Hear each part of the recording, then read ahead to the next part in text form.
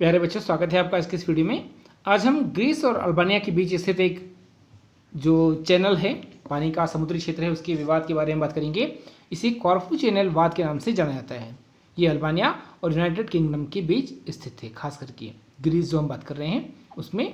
और ये समुद्री पेटी के क्षेत्राधिकार से संबंधित एक केस थे जो 1949 का है, 9 अप्रैल 1950। तो आइए जानते हैं कॉर्फू चैनल वाद क्या था। यह विवाद या ये केस प्रादेशिक क्षेत्राधिकार, महासमुद्रों के एवं अंतर्राष्ट्रीय जलमार्गों के प्रयोग के संदर्भ में है। तो आप लोग समझ चुके होंगे, समुद्र में जो क्षेत्राधिकार है, जो हमारे प्रादेशिक क्षेत्राधिकार है, और अंतर्राष्ट्रीय मार्गों का जो प्रयोग हम करते हैं, उसके संदर्भ में ये केस या ये विवाद हुआ था। कॉर्फू चैनल वास्तव में ग्रीस और अल्बानिया के बीच स्थित है, जो समुद्री क्षेत्र है तथा दोनों देशों के प्रादेशिक समुद्र का एक अंग है। इसके बावजूद इसे अंतर्राष्ट्रीय जलमार्गों की श्रेणी में गिना जाता है।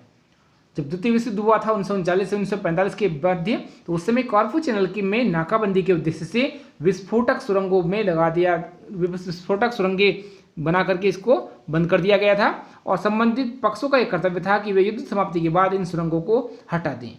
ब्रिटिश नौसेना ने अक्टूबर 1944 में और 1945 में इन सुरंगों का पता लगाने के लिए अपने खोजी जहाज यहाँ भेजे, लेकिन कोई भी विस्फोटक सुरंग का उन्हें पता नहीं लग पाया। फलस्वरूप कॉर्फू चैनल को समुद्री यातायात और परिवहन के लिए सुरक्षित घोषित कर दिया गया, जबकि यहाँ पर बारूदी सुरंगें या विस्फोटक सुरंगें बनाई गई थी। 15 मई 1946 को कॉर्फू चैनल से गुजरने वाले 2 ब्रिटिश युद्धपोतों पर अल्बानिया की तटवर्ती तोपों ने गोलाबारी की। 22 अक्टूबर 1946 को इसी स्थान से गुजरते हुए 2 ब्रिटिश सैनिक जहाजों और पनडुब्बी जहाजों को यहाँ बिछाई गई सुरंगों से जान और माल की भारी क्षति हुई और उससे उनमें विस्फोट हुआ। इससे ब्रिटेन बहुत ज़्यादा क्रोधित हुआ और उसने अल्बानिया के विरोध पर भी तटलग्न जल में घुसी या छिपकर जो छिपी हुई सुरंगें थी उनको हटा दिया। इससे दोनों देशों के बीच गंभीर तनाव उत्पन्न हो गया और मामला संयुक्त राष्ट्र संघ के समक्ष लाया गया था। याद रखिएगा, उस समय तक 24 अक्टूबर 1945 को संयुक्त राष्ट्र संघ की स्थापना हो चुकी थी। सुरक्षा परिषद ने बहुमत से अल्बानिया को दोषी ठहराया, क्योंकि उसने जो बारूदी सुरंगें थी उनके द्वारा विस्फोट करके जो ब्रिटेन के जहाज थे उनको नुकसान पहुंचाया था। प्रस्ताव के जो पक्ष में ऑस्ट्रेलिया, बेल्जियम, ब्राजील, चीन, कोलंबिया, फ्रांस आदि तथा अमेरिका थे और उन्होंने इसका समर्थन किया। रूस और पोलैंड ने इस प्रकार की कार्रवाई का अल्बानिया को दोषी ठहराने का विरोध किया।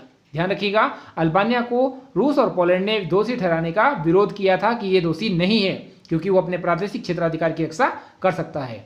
जो सीरिया नामक देश था वो तटस्थ रहा, उसने इस पर प्रस्ताव पर तटस्थता का अपनाया, उस नीति को अपनाया। प्रस्ताव बहुमत से पास होने पर भी रूस ने निषेधाधिकार के जो प्रयोग थे उसको वो मान्य न हो सका। सुरक्षा परिषद ने विषम अंतर्राष्ट्रीय न्यायालय के सम्मुख ये विषय रखा और अंतर्राष्ट्रीय न्यायालय ने इस पर अपना निर्णय सुनाया। अंतर्राष्ट्रीय न्यायालय नीदरलैंड के हैग में स्थित है, ध्यान रखिएगा इस चीज़ के बारे में। अंतर्राष्ट्रीय न्यायालय में हैग में न्यायालय के सम्मुख 2 विचाराधीन प्रश्न रखे गए। पहला कि क्या अल्बानिया उसके प्रादेशिक समुद्र में 22 अक्टूबर 1946 को होने वाले विस्फोटों के लिए उत्तरदायी है? क्या इस दुर्घटना के कारण होने वाली जो जान माल की क्षति है उसका उत्तरदायित्व तो अल्बानिया पर है? और दूसरा प्रश्न था, क्या ग्रेट ब्रिटेन ने अल्बानिया के सामुद्रिक क्षेत्र में 22 अक्टूबर और 13 और 12 नवंबर को जो शाही बेड़े द्वारा अंतर्राष्ट्रीय कानून की दृष्टि से अल्बानिया की प्रभुसत्ता पर आक्रमण किया या अतिक्रमण किया, क्या उसे अल्बानिया को संतुष्ट करना चाहिए? इस संबंध में न्यायालय ने 3 फैसले दिए। पहला फैसला था कि 25 मार्च 1948 को दिया गया फैसला, अल्बानिया का मत था कि इस फैसले का अधिकार न्यायालय को नहीं है। न्यायालय ने निर्णय दिया था कि संयुक्त राष्ट्र संघ के समय के अनुसार सुरक्षा परिषद द्वारा प्रेषित विवादों का निर्णय देने का उसे अधिकार है।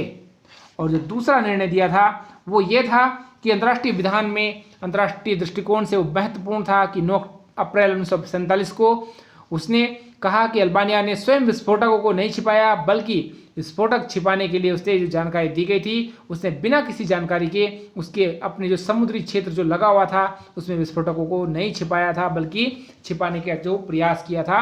ऐसी परिस्थिति में अल्बानिया को चेतावनी देना राष्ट्रों का आवश्यक हो गया था। अल्बानिया ने किसी भी राष्ट्र को चेतावनी नहीं दी कि हमने यहाँ विस्फोटक छिपाए हैं, जिसके कारण वो ब्रिटेन के जो जहाज थे उनको नुकसान पहुंचा, पनडुब्बी को नुकसान पहुंचा।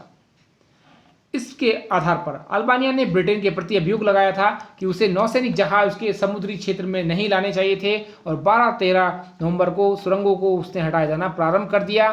लेकिन ब्रिटेन के द्वारा अल्बानिया की सुरंगों को हटाना, विस्फोटक पदार्थों को हटाना, उसकी अल्बानिया ने अवहेलना की। इस संबंध में न्यायालय ने पहला आरोप स्वीकार नहीं किया और निर्णय दिया कि शांतिकालीन जहाज बेड़ा दूसरे राज्य के तटलग्न समुद्र क्षेत्र में जा सकता है, क्योंकि वो युद्ध का क्षेत्र नहीं है बल्कि शांति का क्षेत्र है। तीसरा निर्णय जो अंतर्राष्ट्रीय न्यायालय ने दिया वो था 18 सितंबर 1949 का निर्णय। विशेषज्ञ समिति की जांच के परिणाम स्वरूप न्यायालय ने निर्णय दिया कि मृत्यु और क्षति के कारण अल्बानिया को 8,44,000 पाउंड का हर्जाना ब्रिटेन को देना होगा, क्योंकि अल्बानिया के द्वारा लगाए गए विस्फोटक सुरंगों के माध्यम से ब्रिटेन के जहाज और पनडुब्बियों को भारी नुकसान पहुंचा है, इसलिए अल्बानिया पर जुर्माना लगाया जाता है। इस प्रकार अंतर्राष्ट्रीय न्यायालय के द्वारा न्यायालय के निर्णय के संबंध में अंतर्राष्ट्रीय व्यवहार से स्पष्ट होता है कि राष्ट्र को किसी भी प्रकार के जलमार्गों में इस प्रकार के विस्फोटक लगाने का अधिकार प्राप्त नहीं है। सैनिक जहाज शांति काल में बिना अनुमति के किसी भी क्षेत्र में या वहां पर विचरण कर सकते हैं। इसके साथ ही साथ ब्रिटेन के कार्य की निंदा भी की गई और उसके इस कार्य को भी अवैध ठहराया गया कि वो अल्बानिया के क्षेत्र में किस प्रकार से प्रविष्ट हुआ या वहां पर क्यों गया, क्योंकि उसका इस प्रकार से अल्बानिया के क्षेत्र को, राज्य को बल दिखाना, बल का प्रदर्शन करना, शक्ति का प्रयोग करना अनुचित है।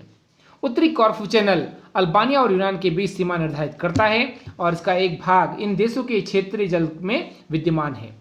अक्टूबर 1944 तथा 1945 ईस्वी से ब्रिटेन की सामुद्रिक सेना ने जहाजों ने इसे पार करना प्रारंभ कर दिया, लेकिन इन जहाजों को कहीं भी जल मार्ग पर डुबोने के लिए विस्फोटक पदार्थ नहीं मिले। इस मार्ग को उन्होंने उस समय सुरक्षित घोषित किया गया था। 15 मई 1946 को ब्रिटिश क्रूजर जो जहाज था ओरियन और सुपर्ब पर, जबकि वे कॉर्फू चैनल के दक्षिण की ओर जा रहे थे, अल्बानिया की एक तोप ने गोले बरसाए और उन्हें समाप्त कर दिया। 1946 में ब्रिटिश के जो युद्धपोत थे अल्बानिया के जल क्षेत्र में छिपे हुए विस्फोटक पदार्थों से टकरा गए और बुरी तरह क्षतिग्रस्त हो गए, जिसके कारण वहां के जो सैनिक थे उन जहाजों के, उनकी मृत्यु हो गई, उन्हें अपने प्राणों से हाथ धोना पड़ा। नवंबर 12 और 13 नवंबर को ग्रेट ब्रिटेन के युद्धपोत अल्बानिया के प्राधिकारियों की अनुमति के बिना उस जल क्षेत्र में विस्फोटक पदार्थों का पता लगाने के लिए वहां पर ब्रिटेन ने अपने जहाज भेजे और उनका पता लगाकर उनको वहां से समाप्त कर दिया। ग्रेट ब्रिटेन ने इस मामले को सुरक्षा परिषद में उठाया, क्योंकि ग्रेट ब्रिटेन सुरक्षा परिषद का स्थायी सदस्य है। याद रखिएगा, सुरक्षा परिषद में 5 स्थायी सदस्य हैं, अमेरिका, रूस, ब्रिटेन, फ्रांस और चीन।